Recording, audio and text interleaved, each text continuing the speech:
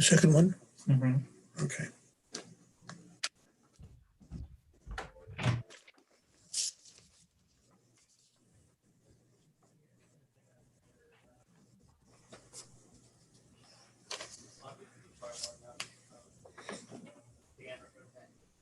And we're live.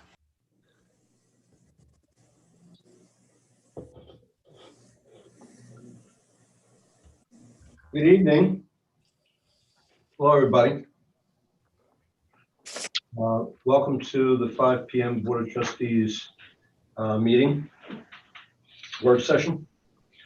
I need a motion to open the work session. So moved. Second. Okay.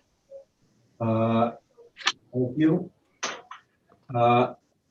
We have people waiting in executive session. Victor's already in executive session. I need a motion to go into executive session. I don't have it in front of me. If somebody could read the motion off for me. I can. Please. Thank you. A motion to go in an executive session / advice of counsel for A, temporary easements for Post Road Bridge project. A motion to enter executive session pursuant to 105(1)H as it relates to the proposed lease of real property, the discussion of which could substantially affect the value thereof. B, Teekert v. ZBA, to enter into executive session pursuant to 105(1)D as it relates to matters of current litigation. And finally, C, Manager's Office personnel matter, executive session pursuant to 105(1)F of the New York State Public Officers Law as it relates to the medical, financial, credit, or employment history of a particular person or corporation, or matters leading to the appointment, employment, promotion, demotion, suspension, dismissal, or removal of a particular person or corporation in the manager's office. Okay. Nora, will you make that motion? So moved. Second. Okay. Augie, call the, all in favor? Aye. Aye. Thank you. I'll see you all in executive session. Goodbye. See ya.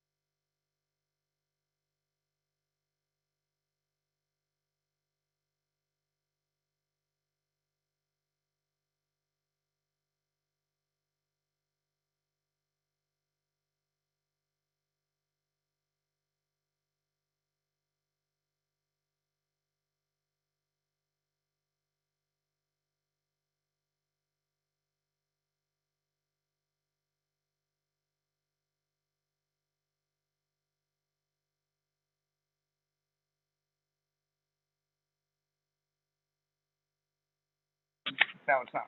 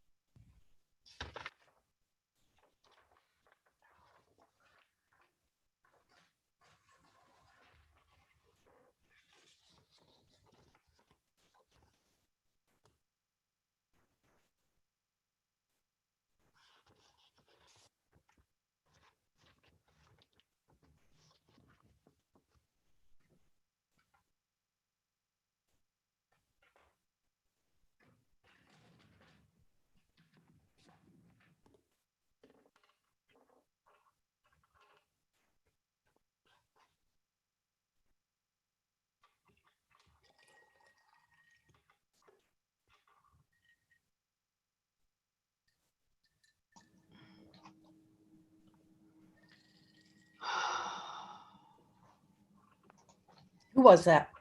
Me. I just heard the sound and it saw no face. My cousin used to tell my mother she had a slow leak. Hey, how's it going with your in-laws? Okay. You know, it's Yeah. not Hello? perfect. Yes. Can you hear me? Hey, Victor. Okay, I won't be on camera because I have to pick up something in the car. I couldn't, I was running to get here, so Okay. I'll be back in the full, in a few minutes. Okay, bye. You get one of these? Okay. I'll make some for Wednesday time. What is it? It's pizza What? from the Philippines. Oh, yeah, that'd be great. Yeah, okay. Or you can keep that one and just throw it in the toaster oven. Yeah. Thank you. Thank you. Hey, Dave. I mean, he's like bringing me dinner. I'm like, Tony's singing Barbershop. oh, where? We'll Wait. do it on Zoom. Yeah, I was going to say they can't get together, right? They do a virtual warm up. They're trying to figure out how to do a parking lot rehearsal the way the movies are being done. Hmm. FM tuner, but we'll see. Oh, I'm really horrified by Tom's email about the number of COVID cases. Oh, it's scary. It's Really bad. Yeah. Emmy's in a little bit of a panic at Tufts. They're having a bit of a spike there too. And a couple weeks ago there were no cases. I know. My chiropractor's daughter goes there, and there were no cases 2 weeks ago. Yeah. And she knows some people who have it. Like she's like 2 to 3 degrees away, but that's just a little too comfortable. Like it's a little too close for her. A little too close. Scary. Well, hello. All right, I get this off here. Hold on.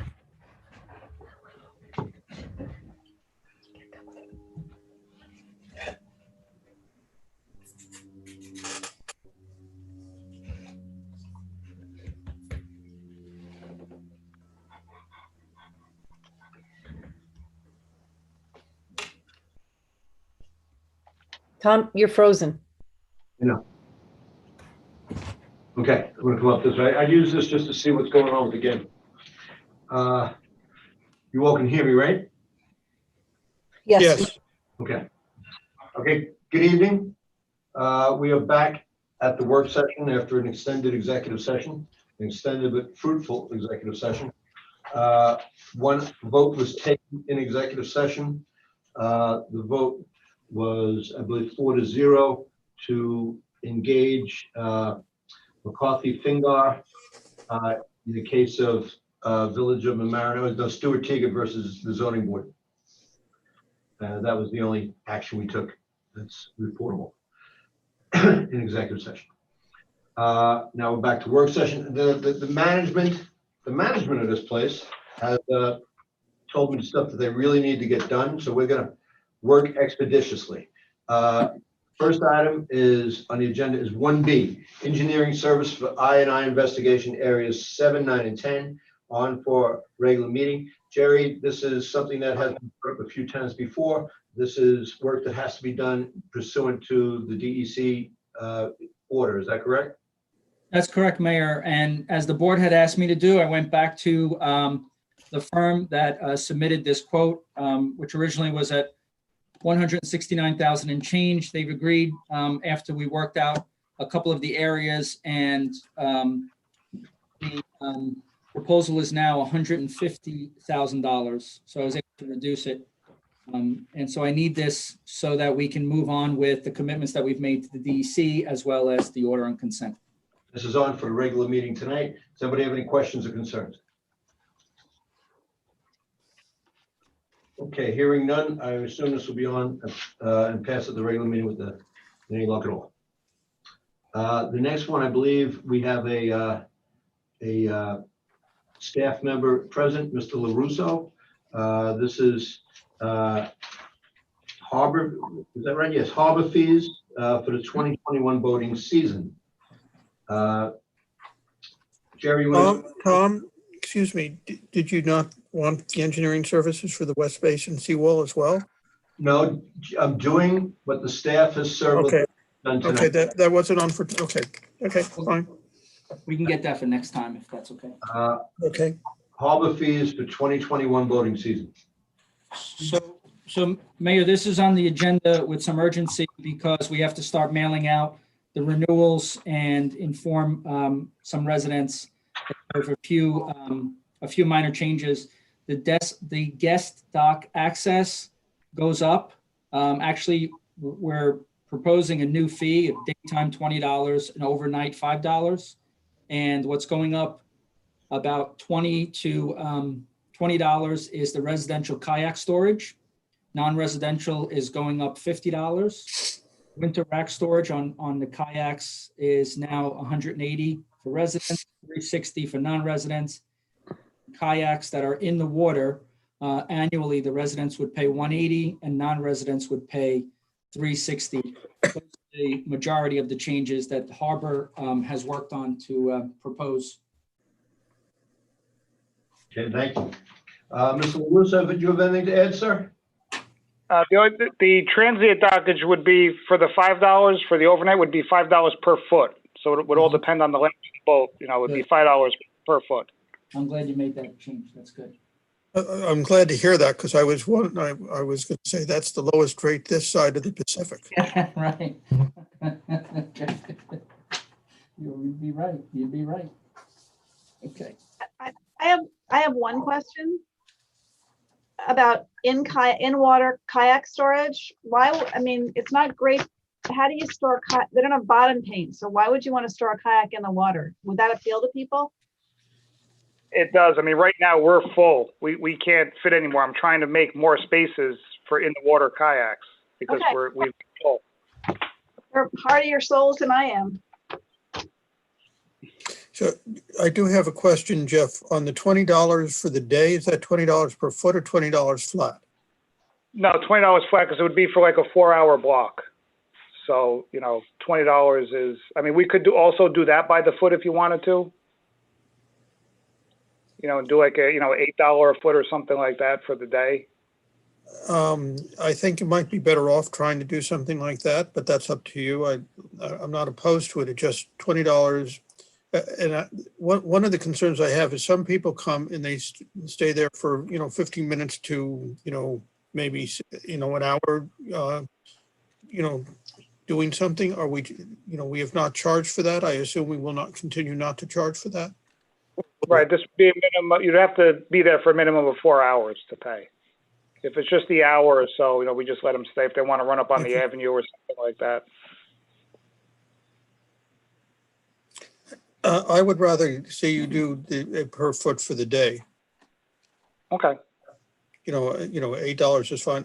It just seems to me that a person with a very small boat is paying the same thing as the guy who comes in with a 50-foot sailboat or cruiser. Okay. On that side, where the guest dock is, I can't really put very big boats in there because there's no water because it's getting silted in from the river. So, at low tide now, there's only a couple of feet of water there. So do we want to go with $8 per foot for the day and then overnight, keep that at $5 per foot? Yeah, that's fine with me if that's fine with the board. It's fine. Just FYI, you have recent soundings, or at least Jerry does, and the planning department does. It's also in your that shows that you have more than a couple of feet at low tide on the Yeah, we have that. not the inside, not the wall side of the box. Right. Okay, I'll look at them. Okay. All right. Any other questions or concerns? Okay. Move on. Thank you, Mr. LaRusso. Appreciate your input. Thank you for what you're doing down there. Thank you. You're welcome. Take Bye-bye. care. The next item that the staff wants to make sure we do is 1F, New York State Police Reform and Reinventive Collaborative. Jerry, you're on. Mayor, the governor has mandated that we provide a police reform and reinvention plan to his office by April 1st of next year. To develop that plan, he's asked the community to get together. He's asked the chief executive officer of the village to put together a committee. I have the names of that committee, going through all of the items, resumes and interest, letters of interest, emails of interest that we received. We've already scheduled 2 committee meetings, November 10th and November 19th at 5:15 p.m. And then public forums will be November 12th and November 24 at 7 p.m. At the public forum, individuals who want to speak will have 3 minutes to speak. And the staff, myself and the staff will take notes. And we will go through as many people as that's on the Zoom. This will mimic what the county has done. The county has had open forums, public forums, of which I participated in one, where they had a 3-minute time limit for individuals to be able to express their concerns, their ideas, and their feelings. And Copper Crane at the county was able to run through a meeting in an hour or 2 and get a lot of input and a lot of information. We're going to mimic that on the 12th and on the 24th. The members of the committee are Mayor Murphy, our village attorney, our village police chief, myself, the village HR director, Reverend James Taylor, Mamaroneck School District, Dr. Shaps or his designee, Rhinebeck School District, Dr. Ferraro or her designee, Westchester County ADA Adamari or another ADA or assistant ADA. The Village of Mamaroneck Police Department will have a sergeant or lieutenant to be determined, since there's some movement in that department. The Village of Mamaroneck will have an officer with subject matter expertise attend these meetings on a rotating schedule. The members of the public are Jarrett Winchester, Elsa Rubin, Sharon Torres, Lauren Perone Jones, Michael Anderson, Leonard, Brian Williams, Theodora Saul, Janet Fry, and John Getlitz. Getlitz, who speaks really good Spanish, by the way. He does. Jerry, I think you need to have the names put up on the website and and the notice of when the meeting, not only when the meetings are, but how to join. People can go on the web and watch. I discussed with Robert putting up a page just like Chris Bradbury did in Rybrook, and we'll have that up tomorrow. Okay. At the end of the day tomorrow. I'll give Robert a little time.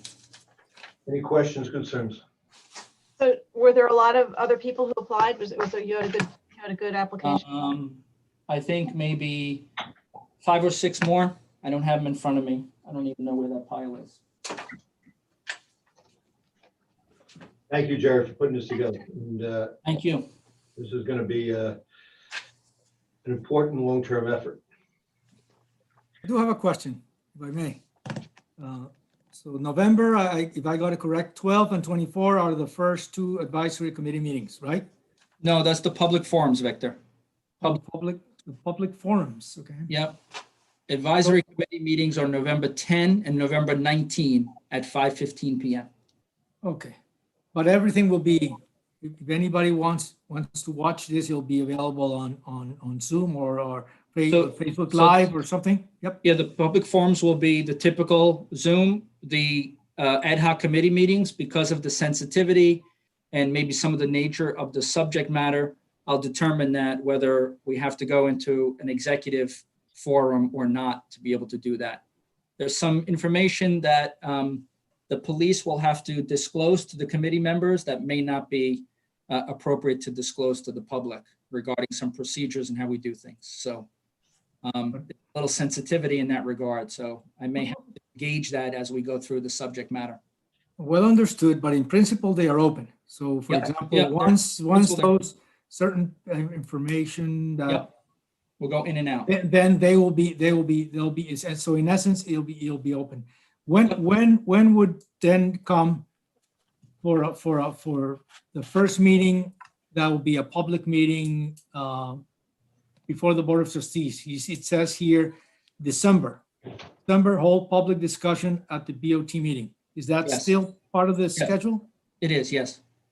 It is. First meeting or second meeting, or to be decided? Second meeting. The 21st. Yeah, the 21st. And I haven't set the committee meetings for December or January yet, Okay, because I want to see what the availability is for most of the committee members to be, considerate of their time.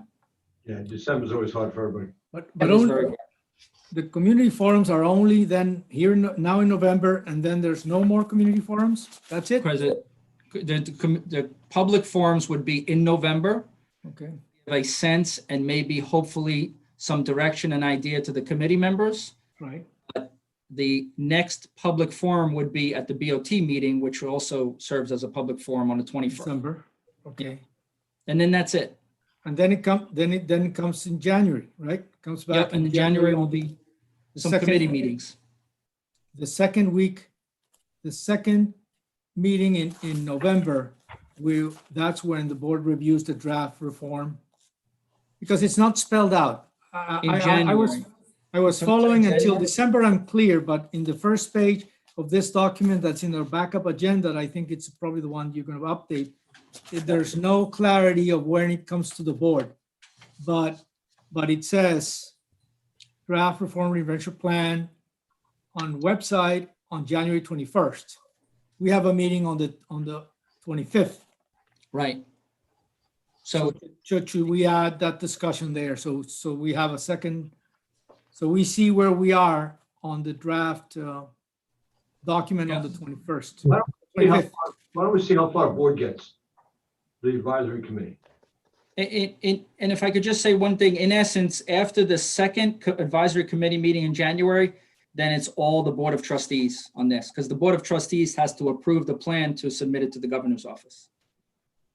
By April 21st. Yeah, Right. April Okay. 1st. April 1st. That's, yeah. So actually, at the very end, that's what it says. It says ratify the final plan. The executive order talks about adopt or ratify. Yep. Probably just say, and not the town board, but the village board in March. So Yeah. essentially, and that's going to be that's the 27th, because that's the last meeting in March. At the end of the day, Victor, it's the Board of Trustees plan to be submitted to the governor's office, but the mandate includes the participation in some form, and I think in a significant way, from the committee member. So, I think you've done it, because the first paragraph there, the chief executive of the local shall convene and shall gather all these people. So that's done. And then is the political subdivision that approves the plan. That's the second Correct. paragraph. So I think it complies with, Yep. and it fits what's there. And thank you. I do recommend, as we had a chance to discuss the Bratton report, I said it correctly, yes. that be looked at. Bratton report. Bratton Yep. report be looked at. It's very helpful, and I think it's very timely. There's some updates there, but that should be looked at for everybody. Put it up, put a link on that when you create the website. Okay. Got it. We have it now. We'll move it to that page. I think most of the recommendations in the Bratton report had been implemented, especially with organization and department, but I'll let the chief talk to that. Right. President Obama had a 21st century task force police report in 2015, or police reform report. We'll put that up as well. Yes. I think as I read it recently, I saw a lot of things that are relevant, even if many things have been implemented. I think on communication, I think there's a lot of things that we can use to advance. Okay. Good. I'll let the board know when the page is complete, and then if you see something missing or you have an idea, just let us know and we'll add to the page. I'm glad that you added the quality of life plank. Yeah, I thought that was important too. That comes up a lot. A lot.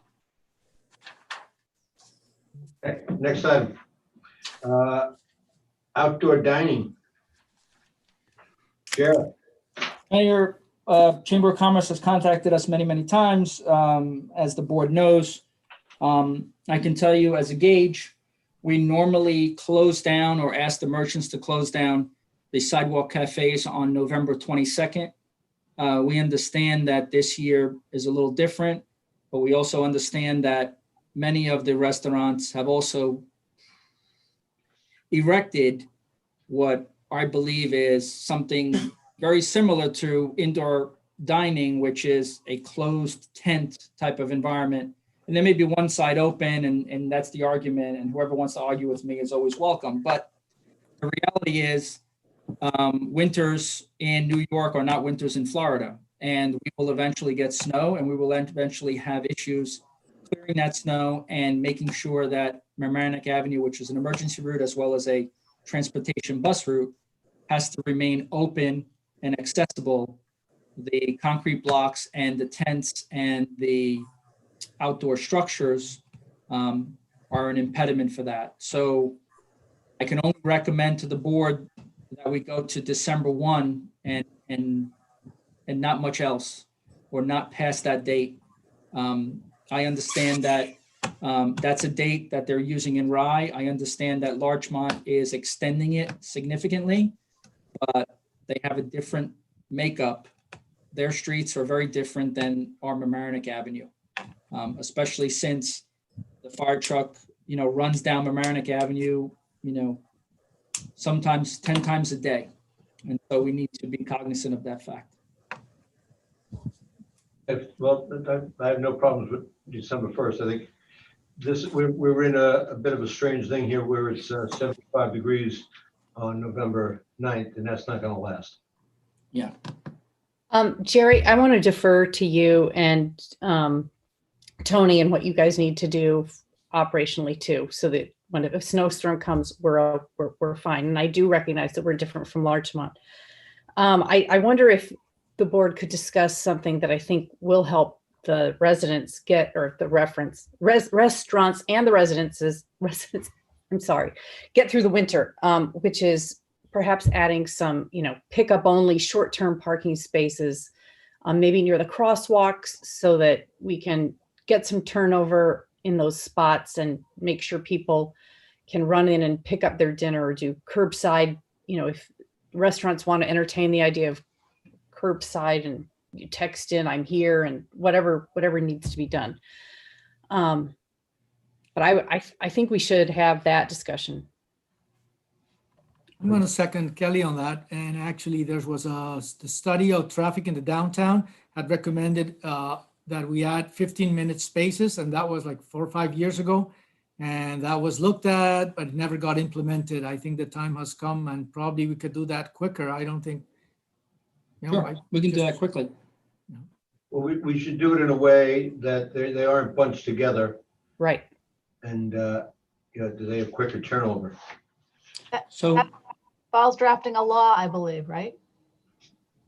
I think that for traffic, we have to change a law for parking? I think Well, it depends on whether you want to make the change permanent or whether you want to do it as part of the emergency. I think we would probably figure out a way to do it as an emergency regulation if the board's intent is to do it just while the emergency. I think the best bet right now is to do it on an emergency basis and see how it works. Yeah. This way. I agree. Sounds good? Okay, we were doing that during COVID. we would add it to local orders, and I would just bag those meters and label them 15-minute parking. Great. And it would be done. Yeah, Jerry, if you just go out with our crack parking crew and see. Yep. All 1.5 of them. Yep, that's right. All right, and let's just make sure the businesses know that they have until December 1st, and then it's Sure. got to be cleaned up. Well, where are we going to store the concrete blocks? You go down the. We're going to store them at Public Works just in case we need them next summer. Yeah, I would think we're going to need them next summer. I hate to say it, but And if we need them next summer, I believe the Arts Council would like to be involved in having them painted or helping paint. I would love that, Nora. That would be really nice. That would be lovely. Okay, let's just, okay, outside dining, building department land use software update. Augustino Fusco. Yes. Sorry, Mayor, I think we have a couple fire, at least the pipes are really for regular session. Thank you. Go, Augie, go. We'll do it quick. Last week we presented a proposal to the board to review. There were a few questions asked as to what the city of Rye was using. The city of Rye is currently using Municipal 5. So we did that research. If there are any other questions the board would like to field at this point in regards to the software? No, it seems like the sooner we decide and get this, the better off the building department is. Am I right? Absolutely. Thank you. The only question I have is in the conversations with the municipalities that have gone to Municipal 5, what were their problems or bad experiences? Benny? Okay, Yes, and that? that's right. We can follow up. I think for the most part, there were already existing users of Municipal 3 or prior version of Municipal, and they had just moved on to the next versions. But we can certainly get some additional information on that. I think it's important to try and find out so that we go in with our eyes open. No matter what software you get, there are always issues of things that aren't as good as you would like or that you were anticipating, or things that if they had known about in advance, they would have done differently or added a different package with it to overcome it. And I'd rather do that up front rather than play catch up later on. Okay, why don't we do this? Why don't we answer those questions via email? So this is a perfect example of what we were talking about before, things that can be handled with an email. So if staff does that research and sends us an email with the answer to the question. Okay, the next item on the board, before we get to the fire department, which would hopefully just be real quick, is proposed changes to parking permit program for 2021. Who does it? Augie? Is that you? Yes, we like either me, Sally, if she wants to address it, or Dan, but I could start it off. We want to streamline the parking permits. Right now, we have roughly 9 parking permits throughout the village of Mamaroneck. And with that, we wanted to streamline the permits by going down to R&R 5. Also, our rates are not in comparison to our neighboring communities. We had a proposal in here to, over a 4-year program, to raise the parking permits $100 each year. Okay, so this would bring us down. General parking takes up what used to be general overnight parking, overnight regatta parking, and continental view. Correct. Yep. Okay. To make it easier for staff and more. So overnight parking is now going to be 625. Yes, that is correct. So it brings the permits down to in essence, 3 permits. But keep in mind now, if you have a GP permit, not only can you park at Continental View, you can park at other GP lots as well. Yep. You're not shoot into parking at that particular lot any longer. Okay. Somebody have any questions, concerns? Does this have to go on the next agenda? It's going to require some code changes. So we'll work with the attorney's office on that before putting something back to the board. Okay. Can I just ask before we move on? I know we've been in the process of giving prorated refunds for people who ask for this during the year. Do other municipalities do that? I always thought that if you bought the permit, that was it. You know, you paid for the year and that was it. I don't know if other municipalities do it. I think we have it built into our code, right? The time frame. There's someone asks for a refund, they get a refund. Yeah, I think it's built in. All right. Okay. So we're going to move on to the fire department. 2A, purchase of Scott packs for fire department. A Scott pack, for those who don't know it, is the oxygen canister and the whole apparatus that firemen use in those horrible occasions when they have to actually go into a working fire. Jerry, you want to talk about this? I know we have Chief Primrose on the line, but Jerry, you want to cue it up for him? So my understanding is, Mayor, that many of these bottles will be expiring for use and not permitted, when we won't be permitted to use them this coming January 2021. So there's an emergent need for them in regards to making sure that the firefighters have the proper equipment when they are going into that worst case scenario of a raging fire. So we had a little bit of money in the budget for these items, but we also need additional money to make sure that we're in good shape. So that would be the additional above the budgeted amount. And Chief Primrose, of course, can talk about the importance of the Scott packs or Scott bottles a lot more than I could. Chief, you're up. If you like. Thank you, Mr. Mayor. Yeah, the bottles are essential. They do have a finite life of 15 years, and then they are unusable. It's a safety issue. It's based on Department of Transportation regulations, Federal Department of Transportation regulations.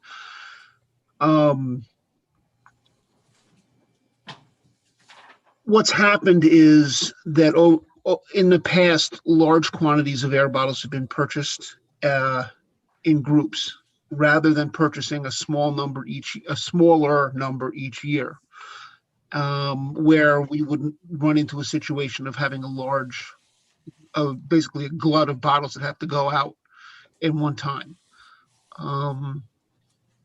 Unfortunately, the past fire chiefs have purchased large quantities, and what's happened is over the last couple of years, we've gone down in our inventory, almost 60 bottles, which is really a third of what we should have, a third of our bottles. And what's about to happen come January is we're going to lose another 40 air bottles. The reality is we should have approximately 180 bottles. We're going to be down below 90 if we don't purchase those 40 bottles. At that point, we can't function. There has to be there has to be an absolute minimum really of 3 bottles per air mask. That's one in use, one being filled, and one to replace the one that's in use as soon as they run out. The air bottles only give us a maximum of 30 minutes of working time for each firefighter, and then they have to come out and change bottles and then go back in. It's imperative that we replace at very least the 40 bottles that we're going to lose come the beginning of the year. Okay, Chief, I think you had us at imperative. Absolutely. Chief, I hear what you say, and I applaud your proactiveness, and I think it's important. The only concern I have is, is there a way that we can get to a point where we don't keep compounding the problem of buying a lot of bottles all at one time? Yes.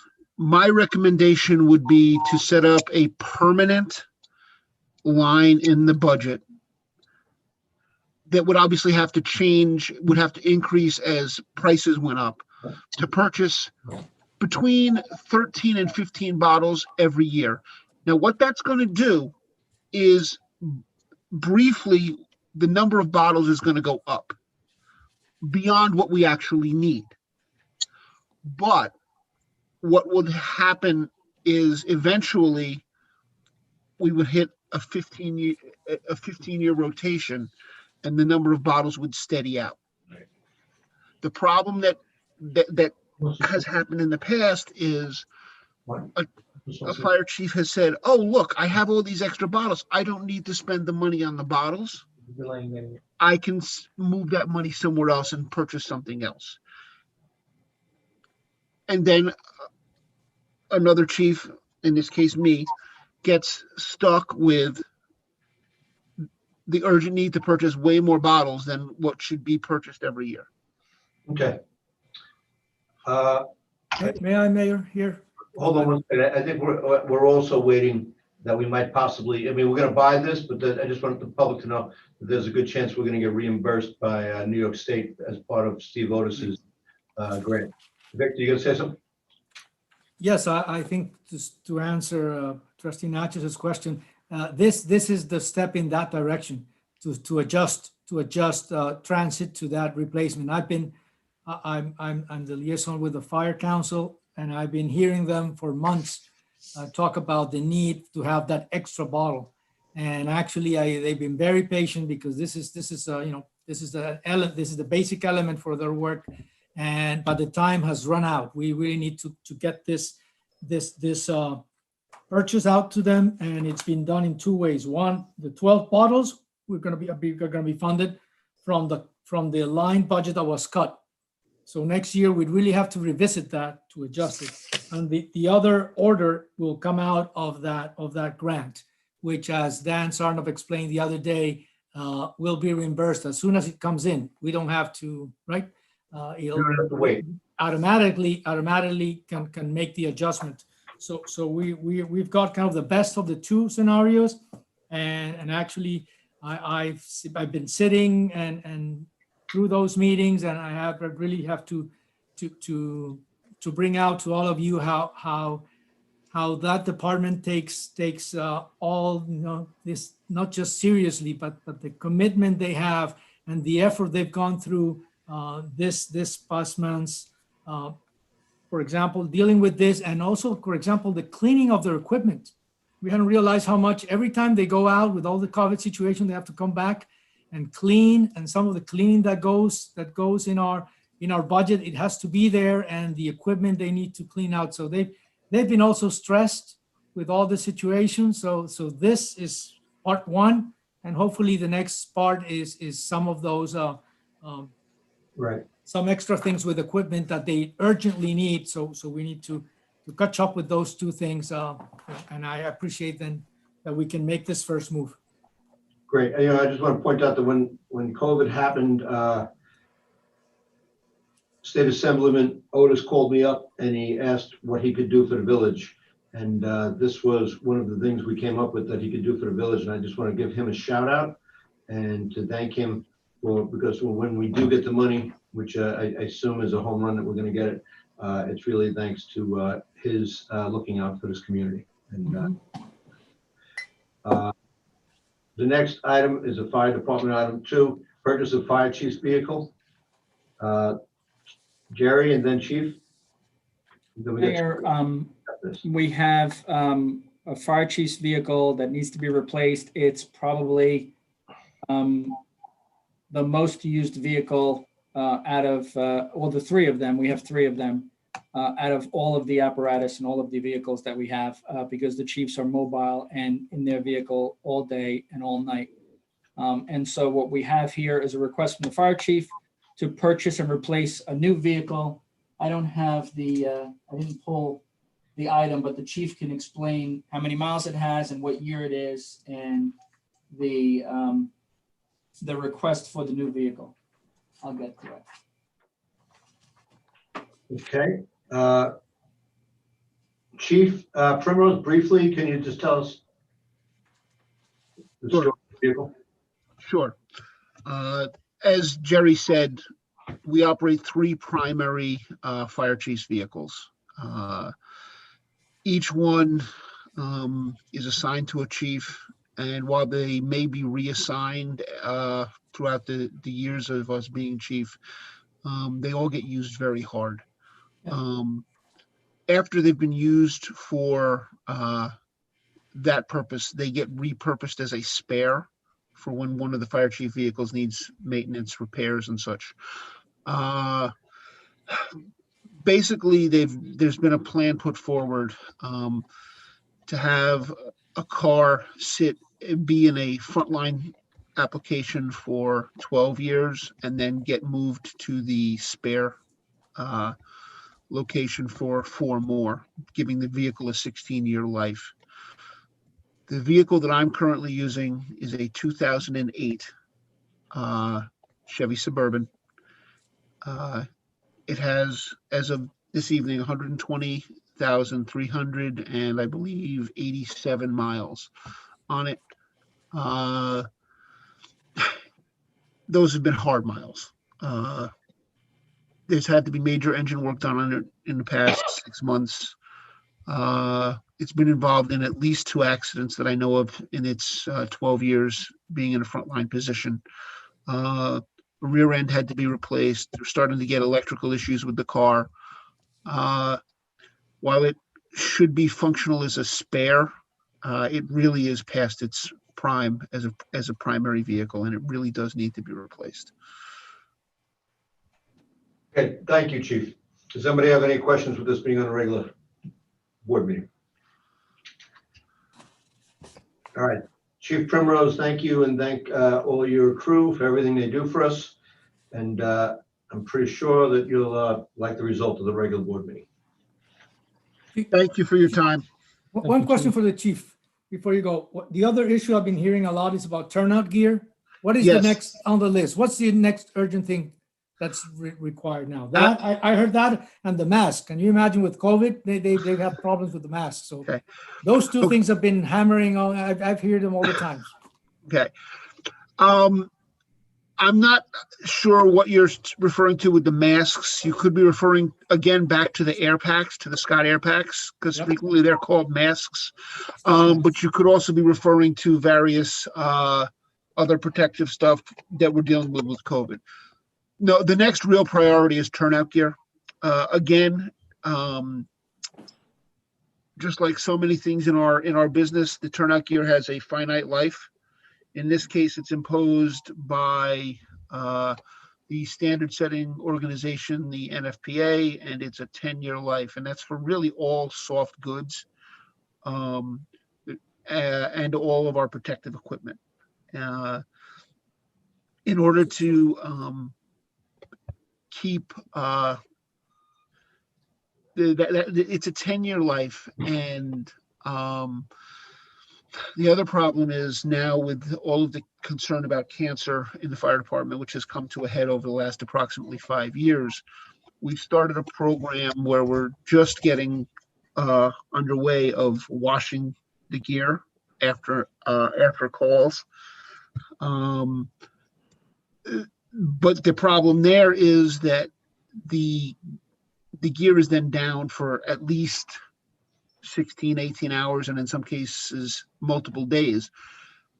So the need for more turnout gear comes up because while the gear is down, a firefighter is either not functional or he's wearing contaminated equipment. So we've started looking at actually purchasing additional sets, but we also have to be concerned with the life of the sets.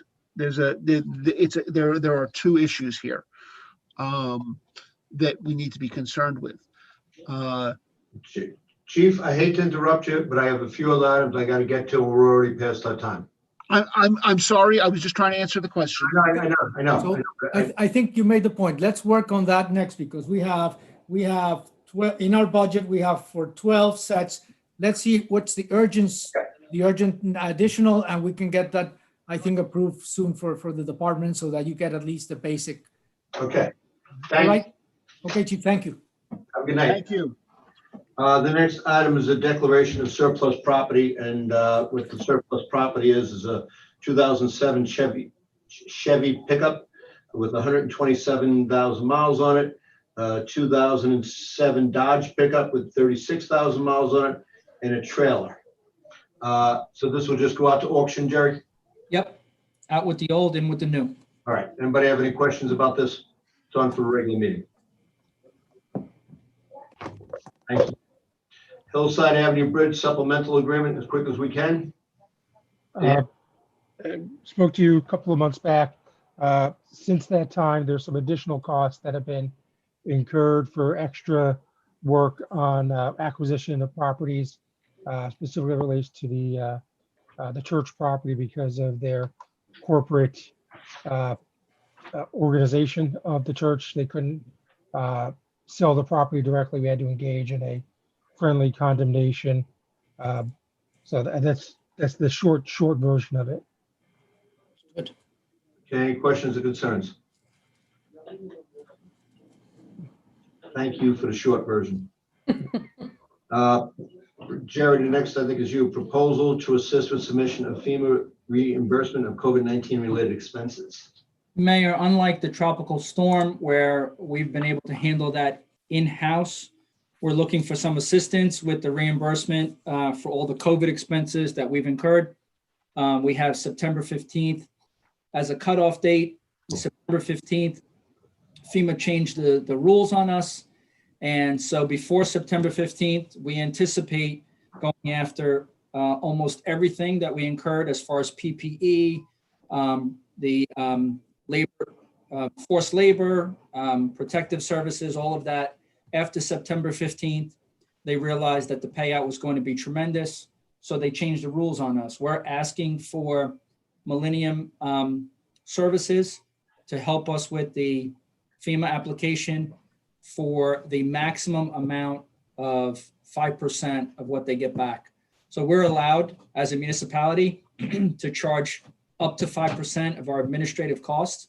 We're asking for the board's consideration to allow Millennium to do that for us so that we're not saddled with that because I believe that they're going to do a better job and go after every penny, and really it doesn't cost us anything out of our pocket because we're not putting a lot of time into it. They're doing all the work and they're getting 5% of what we get. Okay. Anybody have any questions or concerns about that? Is there a resolution that says that? I just couldn't find it. No, it will be on the next meeting. On the The next board meeting. wants- Yeah. Okay. All for today. Thank you. All Thank you. right. I want to thank the board and I want to thank the staff for moving judiciously through the must-dos. We got a very late start for those who are playing the home version because we were in executive session until nearly 6:30. Well, actually past 6:30, 6:40 or so. So we are going to adjourn the work session and then we're going to take a 15-minute break for the board members, most of whom have been here since before 5 o'clock, to do some necessary stuff, and we will be back in 15 minutes. Can I have a motion to close the work session? So moved. Second. All in favor? Aye. Okay, see you in 15 minutes.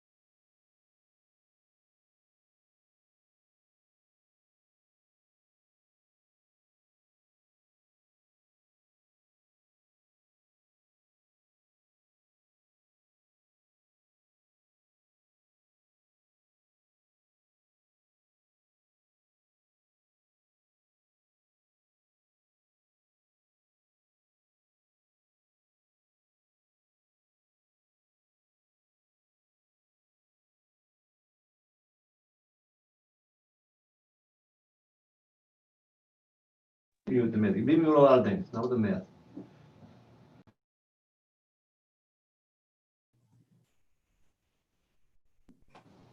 I'm muting. I'm back on.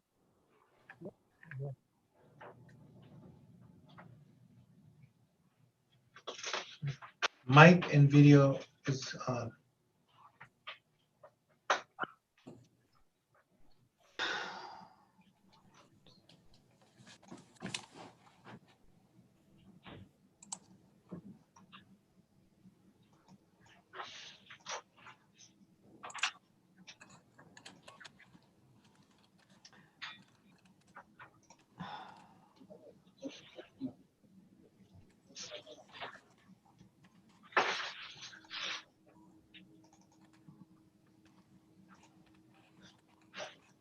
Is everybody on?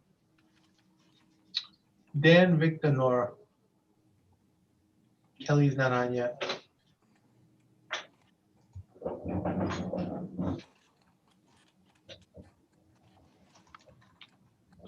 Guy from Save the Sound should be on. He was before, Peter Linderoth. He's got his mic right there. Okay.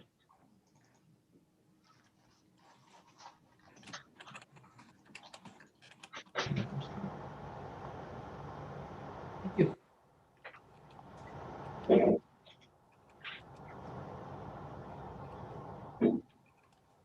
Kelly's on, okay.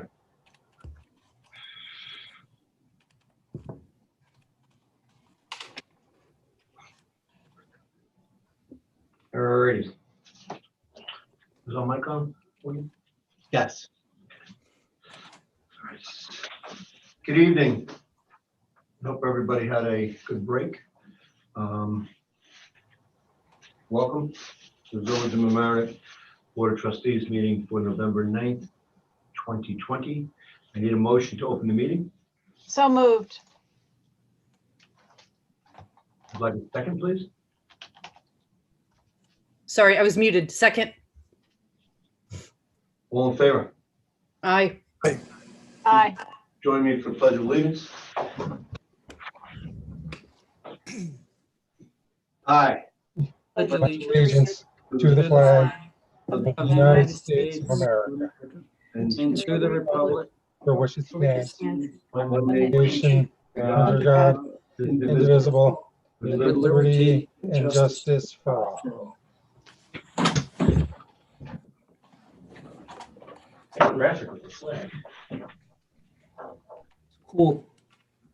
Okay, good evening, folks. Tonight, the first item on the agenda is a presentation on water quality report from Save the Sound by Mr. Peter, how are you tonight? I'm doing well. How about yourself? I'm okay. It's good to see you. Haven't seen you. Thank you. It's nice to see everybody. So yeah, I heard you were kind of moving that last executive session along. I just want to be clear. I do have a presentation. It's probably 15, 20 minutes and then some time for questions. Is that going to fit in all right with your agenda? Yep. Okay. And you know what? Feel free to interrupt me. I know everyone on here. You know, you're more than welcome to interrupt me if I start talking too fast or doing anything along those lines. I am going to share my screen. So you should all be able to see a beautiful sunset over Hart Island. Do you see it? Or sunrise? Yes. Yep. Okay, very good. So, like I said, and thank you, Mayor, for the introduction. Peter Linderoth, Director of Water Quality with Save the Sound.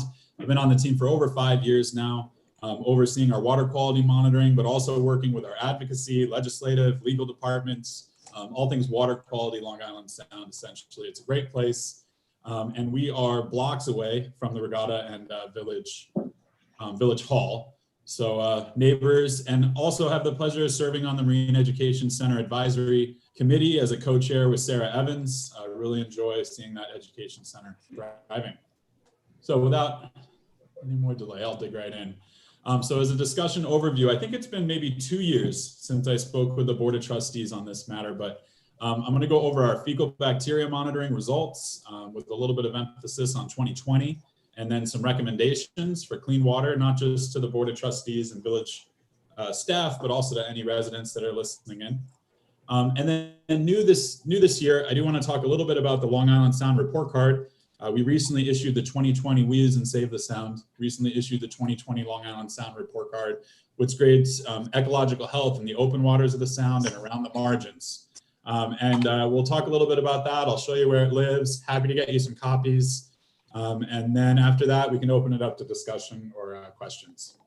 What we're looking at here, this is one of our citizen scientists from last year. You're going to hear that we didn't have a lot of them working this year due to COVID, unfortunately. But this is up the Mamaroneck River, kind of up by White Plains.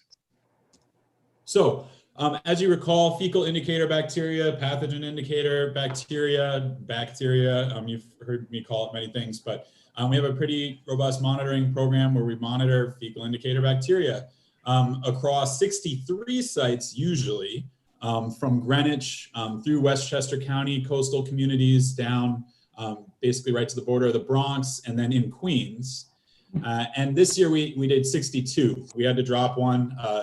Glen Island Park near the beach was a national COVID testing center, so they wouldn't let us in. And we didn't try after they told us no the first time. So we only monitored 62 sites this year. We collected 671 water samples, which was up from last year. And unfortunately, we had 2 citizen scientists. Usually we have almost 24, but we had to be really careful and follow our COVID protocols, as everyone should. And those 2 really helped us out the latter part of the season when things started to loosen up a little bit towards like August. So we sample the water for Enterococcus or Enterococci, but also E. coli. So I know people have heard of E. coli. We do Entero in marine water, and this year, we do E. coli in fresh water. And we score the samples based on New York and Connecticut criteria for safe swimming. So those are down here on the bottom right. So for Entero, it's anything over 104 MPN is a fail. And then a geometric mean, which is really the big picture, which is in many cases more important when you're looking at this ambient water kind of away from a swimming beach kind of data. The geomean or average of the 10 or 11 samples that we basically collected throughout the course of the season, which runs from Memorial Day to about Labor Day. And then here are the E. coli criteria below. I'll be providing Dan a test on that. So Dan, get a quick look. That's it. I'll be coming back to you later to make sure you remember those. So I'm going to show a few figures and then dig in a bit to the website, which is kind of new from what I've done in the past. In the past, I've shown a whole bunch of figures, but I want to encourage people after this talk today to go to the website, dig in a little bit deeper, look at the locations, look at the data, etc. But this is an overall. So 2020 samples, we're looking at wet and dry, percent pass and fail. You can see that we had almost, I wouldn't say 50-50, but during dry weather, kind of close to a 50-50. And then during wet weather, we saw an increased amount of failures at our locations. That's pretty common for people that know this type of work. Wet weather does tend to generate higher failure rates. What I will note, and we've been doing this since 2015, this is just 3 years on the right side, my right, left of the screen, is nothing's really changed. We're finding that we typically have this kind of similar overall pass and fail rate. So we're hoping to see less fails, more passes, of course. And we're going to talk about some actions later that we think could help with that. This is breaking down only wet weather. And I think it's pretty staggering when you look at the figure at the different types of sites. So we have rivers, pretty obvious what a river is. An embayment is like a bay or a harbor, recessed area of the coastline. Think Mamaroneck Harbor, for example. And then shoreline is open sound. So think outside of the harbor, maybe by one of the beach clubs, for example, that's kind of just in the open fronting area of Long Island Sound. Our sites cover those 3 types of sites. And as you can see, rivers by far have the highest wet weather failures. They failed 80% of the time during wet weather. And that's pretty high, and that's pretty typical, unfortunately, for our rivers. And these meander through communities and by schools, and people interact with our rivers. And this is sort of sometimes not, you can't see it, right? Like to the naked eye, you can't always tell if a river is polluted. So this type of monitoring is actually really important for identifying hotspots in rivers. And what causes wet weather fails? Well, stormwater, right? So precipitation or snow melt or snow, just precipitation as a whole, especially that first flush of precipitation after it's been dry. And they call it the first flush because the rain comes in and just kind of flushes the streets on all the stuff that's been kind of aggregating on the streets and makes its way untreated to Long Island Sound or a river. High pollution load in there. Also during wet weather in our area, there's a lot of sanitary sewer overflows. So this other image is a manhole with untreated sewage coming out of it. Obviously, we don't want to see that happening. No one should want to see that happening. And it is pretty prevalent in our area. So looking at 10 years, I put this figure together. Looking at 10 years, the sanitary sewer overflows and untreated sewage discharges in the Westchester County, Long Island Sound watershed, you can see it's an issue. We've had over 164 of those events over the last 10 years, and that equates to raw sewage entering a river, entering Long Island Sound.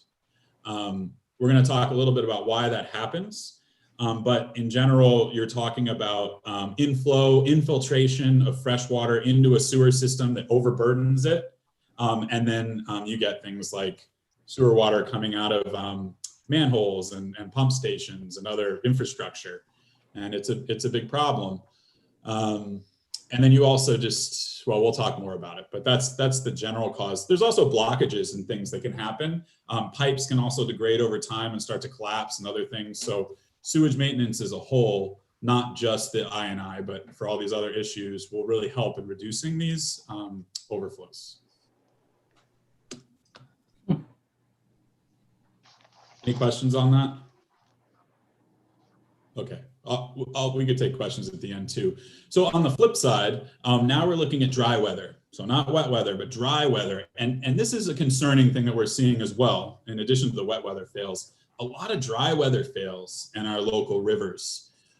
You can see the failure rate in rivers has been around 70. I guess it was 62 in 2018, but that's still pretty high. Much higher in rivers than in the embayments and shoreline.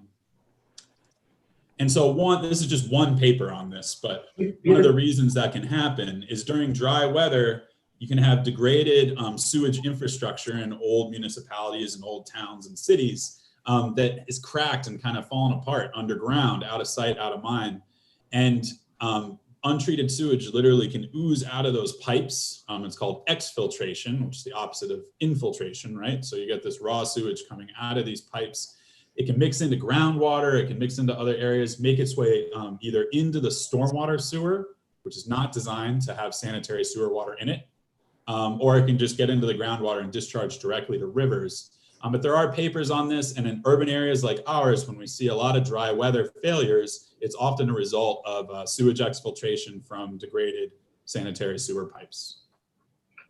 This is from the paper. I think it sums it up pretty well. Sewer water coming out of the sewer where it shouldn't, making its way into the storm drain, out to the river. But Peter, can I ask you a question about that? Of course. If that was just, if that was just degraded storm sewer pipes, shouldn't it be happening all the time? Degraded sanitary sewer pipes. Yeah. Well, it is happening 70+% of whatever that figure was.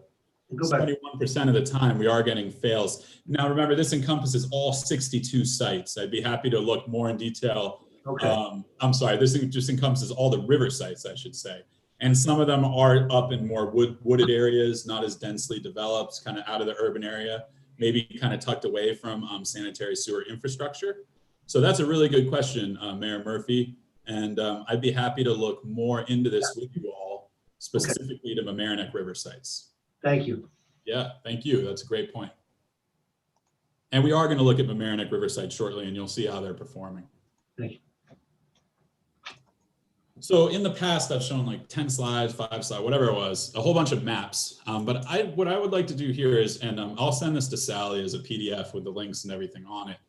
I'd like to just point out that we post all this information on our website. It's one of the reasons I love working at Save the Sound. Everything we do is open source data, except for some of our legal work, of course, and then it does become open source when it's settled, et cetera. But our monitoring data is out there. So on our website, we have maps, we do data downloads, we talk about summaries of, like you can see here, COVID-19, limited volunteer participation.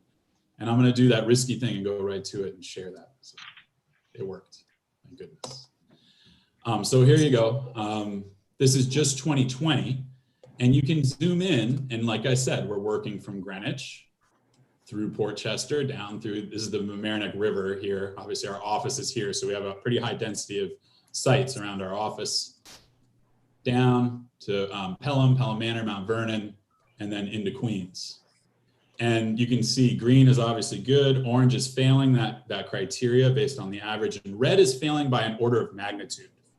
That's pretty bad. So if you're in a, I think it was 123 for E. coli, that means you're getting over 1,230. So you're 10 times worse or more.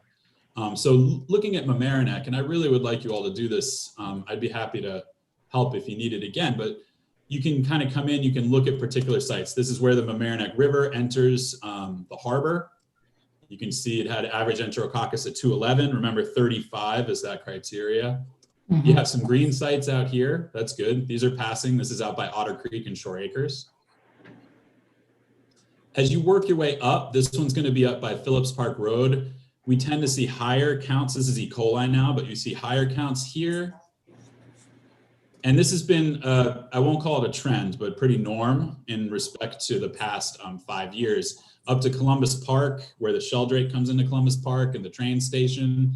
We got some pretty elevated hits in here.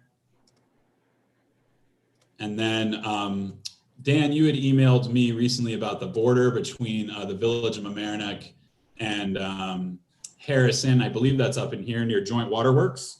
And we do see some relatively high, yeah, it's pretty high too at 358. So what I really would encourage you all to do though is go in here, really dig in. I mean, it's here for you, it's here for everyone really. And you can see how these sites are performing. You can go from year to year. Peter, can you go back to the Harbor Island? The Yeah. beach, I know you have a spot right there. Yeah. I'm sure a lot of us would like to know what that result looks like. There you go. Yeah. So that one had an average enterococcus of 75. So again, 35 would be the, and that's our 11 weeks of sampling. We are not beach management, right? So Westchester County Department of Health has a great water monitoring program specifically for beach management. They make the call, as the precipitation thresholds do as well, on when that beach needs to close. But our data tend to line up pretty well with theirs. So while there are swimming days, I wouldn't say that this means that you can't swim at Harbor Island Park. We are seeing elevated days where we do get some high hits. And Victor, one of the things that's available, and I usually send this to Greg Cutler, who I know is now at Scarsdale. Who's the new village planner? Who would like to receive these data from Save the Sound? William Long. Send it to Jerry. Jerry will send it to William. And, Okay. and I know he wants, and of course it has to go to Pinto, to Jason. Yeah. So send it to It's both coming of to you, us, Jerry. because all the raw data is right there, right? Yeah, PDF. so I'll send it over though, but just so you know, the raw data is here and you can download it for every year. And we can pop in real quick to take a look at Harbor Island Park. So you can go to, let's see, I think it's up towards the top, Harbor Island Beach. And you can see it had some high counts. So on July 1st, it was really, that's pretty elevated at 1,000. Yep. And then July 29th, we had another high hit. So, you can see the high hits that are on there, and it's definitely worth going in and looking at each one and looking at, is it wet weather? Is it dry weather? One of the things about that beach is we've definitely seen high hits during what we would call dry weather, but it might be that 1/10 of an inch has an impact on that particular beach. You never know. And it's a good idea to download that. I'll send it to you, Jerry, so you have it Good. directly from me too. Good. But, look at the raw data too. Yeah. Do you integrate with Department of Health, or they do separate? They do separate, yeah, and they have a great program. I talked with Matt Smith and that whole crew, and they do their own monitoring. We have done split sampling and other things together just to kind of verify our results, but they have their own monitoring program as well. We have Mark Borda, who does, Boda, Mark Boda. who does ours. Yeah, Mark Boda, who does ours. Yep. Yeah, he's a great guy. That whole team, They do a good job with their sampling. We recently did some split sampling with them on Beaver Swamp Brook to kind of just test our results and make sure everything was close and our methods and such. Yeah, there's some red hits up the line there, going towards Rye. I mean, wow. Yeah, there are. This is Beaver Swamp Brook near the apartment complexes on Boston Post Road. So yeah, that one got up to 1,352 on E. coli. And again, 1 year is important, but you can also go in and look at other years and see that that's pretty consistent. And that's something we've talked about before, Jerry. In red for a while. Yep. The need to kind of do more in Beaver Swamp Brook, up near Rhinebeck High School as well. Rhinebeck High School. There's also a lot of high hits. And one of the things we could explore is potentially doing some DNA sampling in that area. The cost of DNA sampling has come down considerably for molecular source tracking for human and other potential sources. Yeah. So I'd be happy to explore that with the village and see if we could work together on it. There is a cost, but it used to be like 500 a pop. I think it's come down to like maybe closer to 110. All right, so I'd encourage you to do these, go in here, take a look. Everyone that's listening, please, it's all here for you. A new thing that we did, and I encourage you to keep an eye on next season as well, is we now are posting weekly monitoring results. So for 2021, you'll notice that, and we did it, we're not going to take them off after we do it. We've started posting the actual weekly results. So that's something that you could have people in the village tracking as the season goes along. Obviously, this means rain. So that's pretty important stuff too. Okay. And then I believe, and then we have figures. This demonstrates that Beaver Swamp Brook definitely has an issue. The Hutchinson River is by far the most polluted river that we sample, and we make note of that, but Beaver Swamp Brook is second, followed by Mamaroneck River and then Blind Brook and Sheldrake. How many areas in Beaver Swamp Brook do you actually do testing in? So we sample at the Greenwood Cemetery, Greenwood Union Cemetery, I believe it's called, and then at Rhinebeck High School, and then down by Guion Creek, which is essentially Beaver Swamp Brook as well. It's just the tidal portion there. So 3. Okay, and can I ask you, does it get progressively worse, or how's it been? Yeah, typically up by the cemetery is a bit better than the high school, and then the post road down by Guion Creek, that kind of fluctuates. So there's something going on near the high school, in between the high school and the post road, definitely. And we've done some walks and we've looked for it. It might not be a point source discharge that you can just point at and say that's it. And up by the cemetery tends to be a bit better, Mayor. Okay, thank you. So that would be kind of the head of it, by the cemetery. That would be what? The head of the brook? Well, I don't think it's actually the head of the river. I think it keeps going up. The head of the river is up a bit further. One of the golf courses? Yeah, yeah, exactly. I think it makes its way up to the golf course. That's just as far up as we sample. This is blind. Yeah, we do Truxton Street as well, excuse me, which is the cemetery, Truxton Street, and then Rhinebeck High School, Boston Post Road, and then Guion Creek at, I think it's South Barry. Right. Mhm. Yeah. Okay, thank you. Yeah. You're welcome. Yep. So definitely go in here, dig in. You can see the best and the worst. Hey, look at this, Village of Mamaroneck. You guys have one of the best. That's Taylor Lane, which is sort of outside of the main part of the harbor, but it tends no failing samples there. So you pat yourself on the back there. That's why the discharge point of Van Armage Mill Pond, Amridge. And then unfortunately, you're also, well, I'll just say, unfortunately, you're on the list for some of the worst that failed every time that we sampled them. Yeah, we're trying to blame Harrison for that, Peter, but I'm not sure if we're going to get there. Yeah, a lot of it tends to be localized issues. I'll let you throw that one in there though, Jerry. And not to say Harrison doesn't have issues as well though. Yeah, we all do, I guess. All right, so a couple on actions, and I want to flip it to the report card. So these are actions, these are really actions everyone can do. I mean, conserving water, we can certainly all conserve water. That takes some of the strain off our infrastructure. It's good practice anyhow. Repairing private sewer lines and maintaining septic systems. I mean, very important. Private laterals. I know the village is very aware of private laterals and the importance of taking care of them. Picking up pet waste, it wouldn't be a good water quality presentation without this dog poop image. So people picking up their pet waste can make a big difference, I'm telling you. And throwing it in the trash, not just throwing it in a catch basin on the road. Those are those grates on the road where it's just gonna make its way right to a river. Pick it up, put it in the trash. Reducing runoff with rain gardens. Here's one that Save the Sound did up in New Haven, or rain barrels. These connect directly to roof lines, and this water can be used for other purposes, but it definitely collectively can make a difference if lots of people do it. And then reporting pollution to the local municipality, in this case, the Village of Mamaroneck has a water quality reporting site. Is that still active? Yeah. And then you can also report it to Save the Sound, and we'll take a look at it too. We often have a pretty quick response time on these things, and we'll go out and sample and send to the municipality, be it the Village of Mamaroneck or any of the other ones that we work in around the entire sound. All right, so some other actions for cleaner water. This is specifically for the Village of Mamaroneck. Really, it's gonna be important to come into the compliance with that court order. The deadline was December 31st, 2019.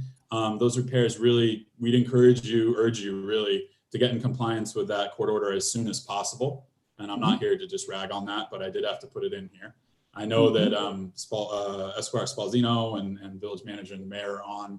I know you're talking with Attorney Reynolds on our end and our team. So please encourage you all to get in compliance with that court order to repair your sewage system. Consider using these data to guide your illicit discharge and detection elimination program. That's your MS4 stormwater required program. We're laying out some hotspots that you might want to kind of focus in your IDDE efforts. You have professional engineers and a permit that requires this type of work. So highly encourage you to use our data, other data sources to inform those efforts. And then large-scale municipal green infrastructure program. So this is neighboring, what do you all say? You wouldn't say blanket town, but you're a village in the town of Mamaroneck. So this is a green infrastructure project that the town of Mamaroneck recently did at Town Hall. It was funded by the Long Island Sound Study. And it's taking stormwater out of that stormwater system and infiltrating it down into the ground, and also collecting bottles and anything else that might be in this parking lot before they make their way directly to a water course. So highly encourage the village to look into the Futures Fund. I believe that's what funded that project. And I know from meetings with Jerry, Mayor, Victor, everybody, you know what that fund is. So go for it.